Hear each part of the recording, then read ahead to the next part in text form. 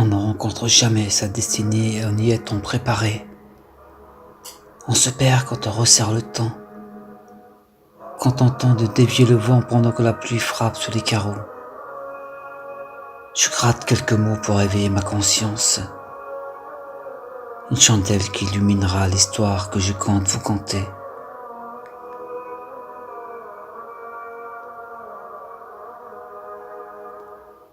Elle était libre, ivre de ce monde.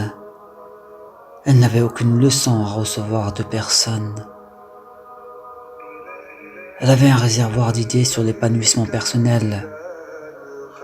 On fuit sous l'écorce de ses sentiments. Elle n'avait plus aucune pitié pour les hommes en larmes. Trop de comédie pour être honnête. Un jour, au début du ramadan, elle tomba nez à nez avec un ex qui l'avait effacé de ses tablettes. Quelques mots, un sourire, et elle continua sa marche jusqu'à ce qu'il l'interpellât pour un café en toute amitié, disait-il. Quelques heures plus tard, il l'invita pour passer la soirée ensemble. Elle comprit le but de son plan, mais ce qu'il ne savait pas, c'est qu'elle avait changé. Elle était devenue une fille respectable, une femme meilleure.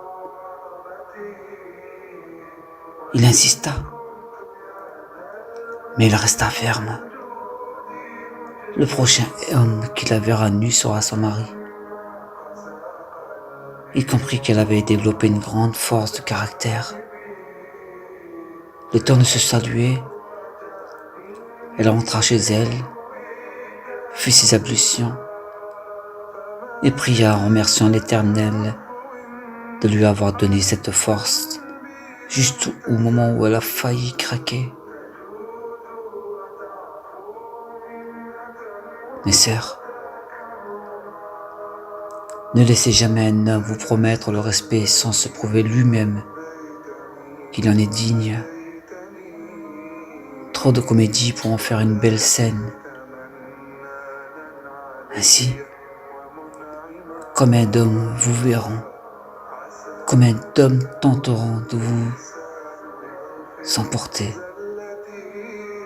Mais non, soyez forte, soyez digne de vos parents, soyez digne de votre foi, soyez digne de ce que vous êtes. Croyez en vous-même, vous êtes capable. Qu'Allah nous pardonne.